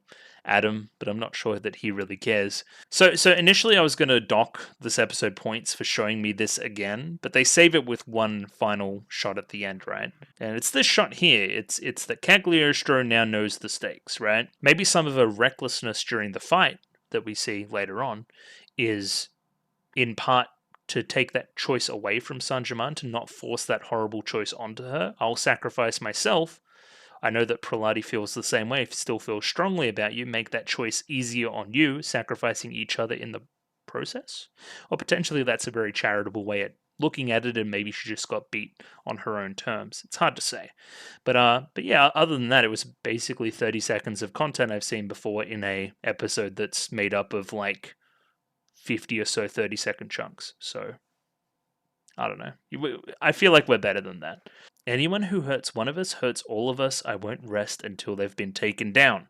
Clearly you're pissed off. Clearly you come in to the fight later on, to the conflict later on, with a lot of fire in the belly, with a lot of motivation there. So yeah, we're playing that Kirika song again as we do a little bit of training, right? And everybody just basically does a bunch of moves for a while here. Not saying that they aren't cool, but still. Yeah, I mean, they're just cool. They're doing cool moves. It's cool. Symphogear is cool. I don't know how many times I've said it over these recording sessions, but probably a lot. Kiri and I just need to synchronize our songs. Nobody can beat the bleeds of Zababa. No, it's not always just going to be you two. You two could be separated. We need to, as S6, combine into individual pairs as well, right?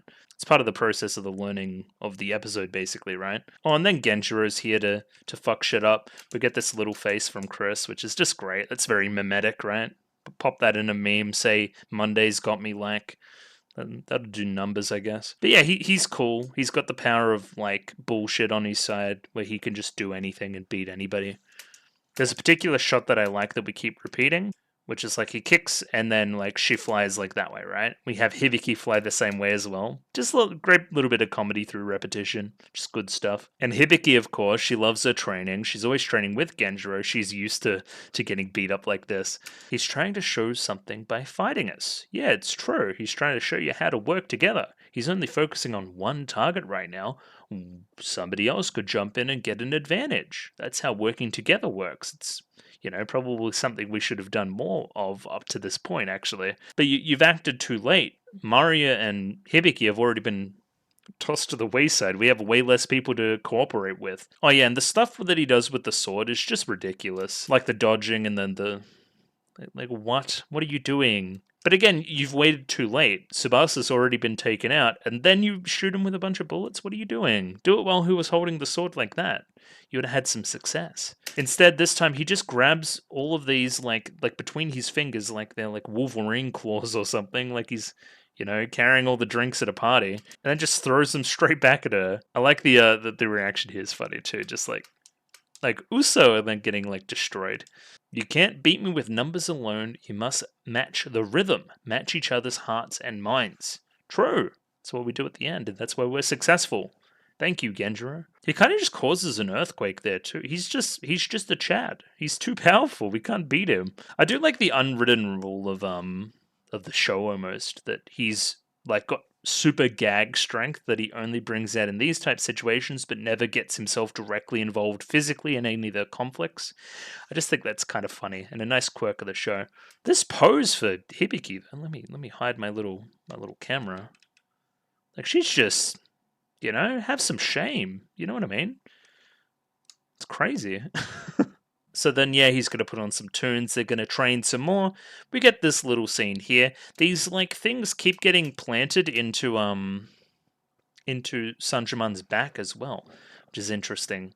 I wonder what that's about. Because initially I was thinking maybe she's choosing to sacrifice herself over sacrificing any of her friends. And I was going to like that's super protagonist energy, right? But no, clearly it's some other part of the ritual.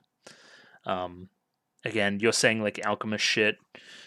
Tiki. Tiki's weird. Tiki's like way down on my list. Boo. We hate Tiki. She's just weird and kind of creepy and loves Adam, who's like evil. Yeah, this thing. Whatever the hell's happened, like that looks demonic. Like that can't be good. Like don't do that. So yeah, we're getting to the moment where she needs to choose, but again, Cagliostro takes that out of everybody's hands. Again, knows the context, knows what maybe Sanjuman's going to be forced through, and puts herself on the chopping block at a one last ditch attempt to save everything and to fight good. And then yeah, this is our lead in to the conflict where she's going to show up again at some point and be like, hey, I'm here.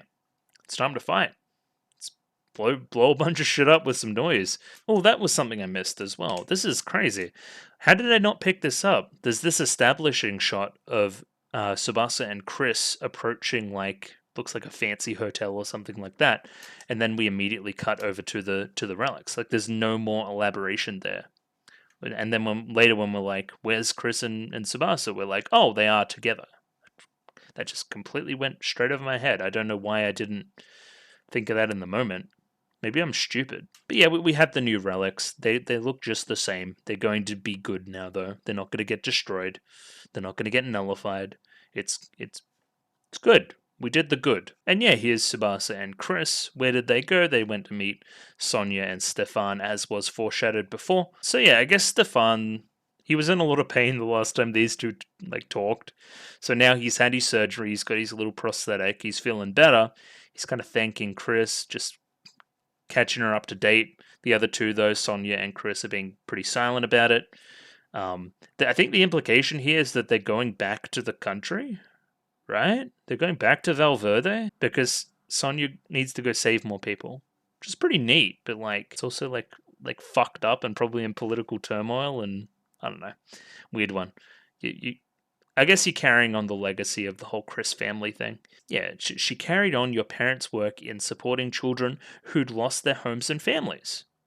Yeah, after that conflict happened in the country, of course, there's still a lot of people that couldn't get out of the country, right? That aren't refugees, that are seeking refuge, and you need to create it for them. There's an opportunity there to do something philanthropic, if we want to use that word, and she's taking it, kind of following in the footsteps of Chris's parents. Yeah, now we get a good look at Chris's parents. I can't say this was unexpected. I think they're both in the creative arts. Correct me if I'm wrong.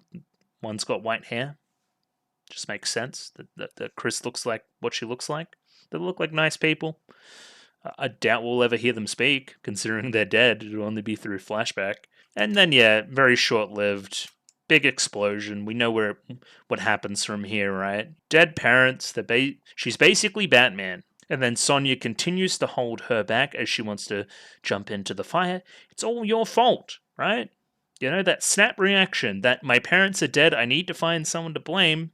You, even though you're not to blame at all, very human reaction, and something that I think the show's done pretty well up to this point, right?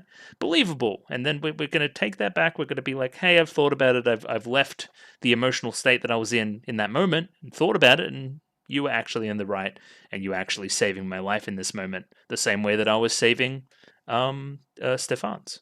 Makes perfect sense. Yeah, and just when we were about to get that, like even the music, right? The music's just hitting that crescendo. Oh my god, I can't speak. It's like I'm saying Chris and crescendo at the same time. I can't help myself. Anyway, just as that scene's hitting its climax, we have it interrupted by Cagliostro and a bunch of Alkanoids, and we need to kind of restart that scene later, which is what we do with Stefan. We have a Chris transformation sequence before she goes into the same song as before, so again, I won't read it until we're after the Ignite mode twist, I guess, where we do the duet. Yeah, before I go into the fight, it's going to be a lot of me potentially skipping past stuff. I'm not going to talk about every cut in the fight, obviously, because that'll take a very long time. I just want to say the animation this season has probably been its best aspect, right? The fighting animation, the different ridiculous things we're doing, the over-the-top things we're doing with the fighting, really helping to characterize the season in a nice way. And probably its standout point to this point. If that makes any sense. Yeah, it's really good, and I'm not going to talk about every aspect in it, but I wanted to say a blanket statement before we even start here. Yeah, this is weird. We see like some rubble falling on these two, and I was expecting somebody to sweep in and save them, but no, it just kind of falls on his wheelchair and means that he can't escape. Yeah, I know I said I wasn't going to highlight every single time the animation was good, but I mean, this falls, and then like that's just spectacular. That stuff with Tsubasa, such weight to the movement. It's really, really good. But we see some energy from yonder, and we know where that energy is from at this point. It's Cagliostro. In the end, we're kind of foreshadowing that it may be some kind of trap or something, right? It kind of is with the little dimension pocket things that we do later on, but there's no other shooter drop there. There's no reinforcement. She's just kind of doing it out on her own, out on her like it's like an emotional response. It's an emotional fight instead of a real tactical one for Cagliostro, I feel, right? There's no big strategy to it. Look, I don't remember if they swore much in the first season, but Chris definitely hasn't said, like, fuck off in a while. That's funny. I forgot that she was, like, the swearing one. So again, just as we're reaching a bad moment for Chris, Hibiki, Mario, Kirika, Shirabe, they're on the scene. So everybody's here, the reinforcements have arrived, but again, this is what Cagliostro wants because she's got those two little... we had a different name for it. I'm calling them dimensional pockets, but sure. And again, we get weird pairings. This was the first thing I noticed during the moment as well, right? It's not Kirika and Shirabe together. It's Shirabe and Tsubasa, and it's Kirika and Hibiki. Pairings that I genuinely don't think I've seen before in the show. Which is kind of funny. I don't know. But I thought this would have been more of the conflict of the episode, but we kind of skip over this. This is just kind of to separate everybody. That's all we're doing here. It's more Chris-based, right? Which makes sense considering the other through point of the episode for the good guys at least is Chris's stuff with Sonya and Stefan. Oh yeah, and then we get like super punch abilities for Cagliostro. First, she straight up says that, hey, we learnt to separate the kind of Zababa twins, right? Kirika and Shirabe, because they're very powerful, and Praladi got cucked because of it, right? She got fucked up. And then she brings this out of nowhere. She just got really good at fist fighting. And for me, it's like a different combat style. It's way more like your boxing, your uppercuts, the hands up type beat compared to Hibiki. That's way more of your like kung fu. Bajikwan, something like that we were talking about last week, I remember. And the really nice heft to the punches. I like when she does her little spin when she like punches a couple in a row. Yeah, this, right? Like victory pose. It wasn't really a spin, but yeah, it's quite endearing. Oh, there was a little spin there. Okay. So yeah, Stefan, wheelchair stuck. We'll see later why this matters. So she's here. She's about to destroy the three of them. Chris can't get up because she's hurt, I guess. Stefan gets an idea. First, she's like Sans from Undertale for like a second, but then yeah, he gets his Messi on. He gets his Ronaldo on. He shoots like a piece of shrapnel, I guess.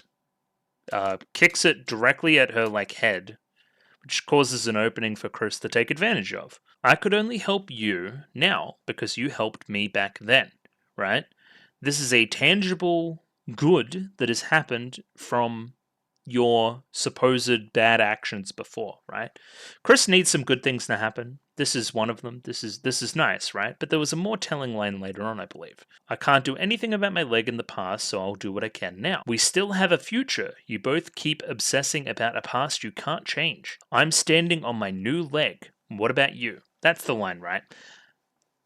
Cool. I have a new prosthetic leg, right? I have a new thing that is helping me achieve the thing that I lost, right? Chris, right? What do you have in that respect? What have you lost? Your parents, right? Your support network, the people close to you, the people that, again, support you. What have you got that has replaced that now, right? Cooperation, the people close to me, right? The everything that has happened to me in the show up to now, from my lowest of lows to the relative high that I'm at right now. Cool. Great building into our theme of cooperation. Great writing. Fantastic. It was pretty cheesy and a little bit pointed up till then from Stefan, but I think that line really sold it. I'm standing on my new leg. What about you? Great line. Fantastic. And then, yeah, we do a little team up with hands on hands on hands. And yeah, we're going to push for a victory now, right? Sonya didn't really have that much to do, though. It was more like Stefan, just like continuing to be awesome. Like, he just seems like a good kid, I don't know. Meanwhile, outside, Murray is just getting her ass beat, but Chris feels inspired and is now going to join the fray again. Can we pull off what we practiced earlier? There's a nice little sassy bit of animation on Maria's face here too, like that just, leaning forward like that. That was almost very Trigger. But yeah, we're practicing what we learned earlier, which again we learn later is the Genjiro stuff about cooperation. Again, animation's really damn good. Like look at this. Ready? How good's that? So quick though. But yeah, we've activated our new ability, the full stone, the new ignite. We're better now. We can just do it. And yeah, we're going to sing like a sick dubstep duet as a response. Well, it's less of a dubstep thing now that I'm hearing the instrumental. I just kind of associated Ignite and dubstep. It's way more triumphant than that. And yeah, new song, everybody. Hey, babe, wake up, new Symphogear song. So yeah, I'll read the lyrics. What's one more scar to 1,000? Proof I don't run away from my past. Great. Okay, that's actually really good from Chris. Like these scars, right? They're just proof I don't run away. They're proof that I can be better in the future. Like just what we were talking about with Stefan. Because the clock only ever moves forward, we can move on to the world of the future. Sure, and that's kind of our Mario stuff from earlier in the season as well. Interesting. Like moving past what we've done in the past, right? To the future. And then yeah, when we get this highlight here, it's kind of they're both singing together. That's when we almost get like some metal guitars, like the do do do do do do do do, which is pretty good. Yeah, if you can't tell, I think this song fucking rules because every duet in Symphogear fucking rules. It's just cool. It's something I think has been underutilized even till now. I think this is really really cool, and I hope it's something we kind of do even more going forward. Everyone fights with a past behind their back. There's no such thing as a person with no regrets. Wield your sins as a weapon to slay all the deception and the lies. We're bringing up like naturally raising phonic gain by singing together as well a lot. Maybe that's something we're leading towards with the climax, potentially. The past doesn't change, but the future can. Our blazing duet blows the speakers up. It blows the speakers up. It's too loud. The power of the pain we share drives my fist and propels my bullets. And that's kind of Maria's line and obviously Chris's line with the bullets.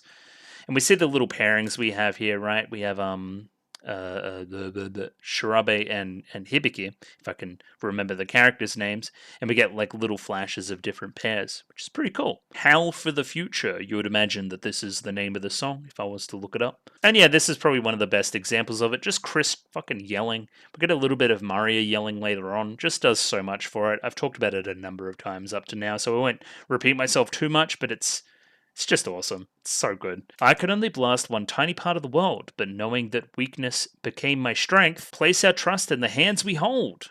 That's kind of when Mario picks up the line there as well. Yeah. Oh, this is great too. So obviously, Cagliostro's VA is male. You can really hear it in this line. Like like really pulls from down below with the voice instead of hitting that higher register again. And yeah, it kind of feels like she's taking us out with her, right? Because she's got nothing to lose. She's essentially sacrificing herself. That's the vibe I'm getting from Cagliostro here. We are always ready. The present is our hope. The weight we shoulder is not our enemy. It's our strength. We can use our baggage. Like, this is kind of what Ignite mode was about back in the day as well, right? Using the bad things that have happened in the past, propelling ourselves forward by using what doesn't kill us makes us stronger, right? We've passed this bad thing of the past. Of course we can get over this, right? Easy. Oh yeah, also I should say that they're combining into like a giant rocket ship or something, right? Called Change the Future, which kind of fits with the lyrics of the song too. They like dock into each other weirdly as well, which was definitely a choice. This is when the episode just goes like full ridiculousness for mine, but it pulls it off. I mean, it's Symphogear, just kind of them whizzing around the sky, going crazy. It's pretty damn good. It's a great spectacle. It's the anchor that keeps us steady in the storm. It gives us the courage to face our fears. And yeah, we see the line's just gone crazy. Now we unleash all the power we gathered. Our songs ignite, turning into a firestorm. Sure, it's lyrics that say directly what's on screen. Let's sing the music of war together. Hear the beat rise ever higher. As yeah, we get the classic like person off to the side of the conflict yelling to like conquer the present. Like, what does that even mean? Like yelling something ultra specific. But yeah, just encouraging them as they fight. No matter the pain, we will never cry. And then we like see Cagliostro get like melted, like here, like that bodes poorly for her. I mean, we say that she's dead. I don't believe them because there'd be a little bit more of a ceremony around it, you would think. But I mean, we didn't really do that for the auto scorers. So like, I don't know. Maybe she's just gone. She could be. But yeah, we did it. And everybody else did it too, and we didn't really get to see it. Yeah, we all returned from the realms, and we're feeling good. And we're ready to, restart again. There's a weird part here where Shirabe looks away. Don't really get it, but sure. And then yeah, these two are off to yonder. I wonder if we'll even see them again. Well, we'll see each other again for sure. Chris answers the question for me. And then yeah, what gives for the sacrifice? We get another weird one of these like tattoo things, these scar things in her back. And yeah, we get word that Cagliostro has carked it. Where like Tiki's like celebrating. Can we talk about this? You're like just like a little gremlin person. I hate her. She's terrible. And yeah, that's done you away with the trouble of deciding. Let's use Prelati, who's also like unconscious. So yeah, we're going to sacrifice her to the altar against Saint-Germain's better wishes now. It's like, yeah, no, I have no humanity. I'm the villain, remember? Like, he's essentially just saying that right now. Yeah, again, very, very similar vibes to Maria in G, right? You're clearly supporting the wrong team here. This guy's like super evil. I mean, potentially we'll get a turnaround much like Maria. Maybe, I don't know, maybe Saint-Germain will end up joining us. I don't know, maybe that's wishful thinking. We haven't had that happen for a while, and I haven't really seen her before in the show. Like in the advertising, I mean. I don't know, weird one. Yep, I'm gonna gain the power of a god. You can't open the doors to heaven with kindness. Except you probably totally can. Again, these two ideals, they're not aligned. He probably wants the power for some other nefarious means, where Saint-Germain has somewhat of a, sympathetic backstory and a real reason to want to make things perfect and right and bring things to where they should be, kind of using a bit of that alchemy logic as well. Where I'm guessing you're just power hungry and like a little bit of a loser, let's be honest. So yeah, what did I think about that episode? Still very good. Certain aspects of it in the writing department were really great. The action's just top notch. It's moving in directions I didn't expect. A lot to like. A lot to like this week. And yeah, looking forward to more soon enough. Hopefully we'll try to do 2 next week, but I can foresee that being very difficult already. But we'll see. We always try to get to good stopping points. So maybe I record over 2 different days. again, it's for future me to figure out, so we'll see then. Just my shill stuff again before I go. If you like the video, consider liking the video. If you like the video and you want to see more, consider subscribing to the channel. Comment below anything you thought about the episode, anything I could do to improve my presentation, comment below. I'm doing follow for follow on Twitter, so follow me on Twitter if you would like me to follow you back, and the Discord, join Discord, love Discord, Discord. Yeah, I'll catch you guys again very, very soon for more Symphogear. Very much enjoyed my time today, and we'll welcome you back for more in the near future. Rightio. Catch you guys later.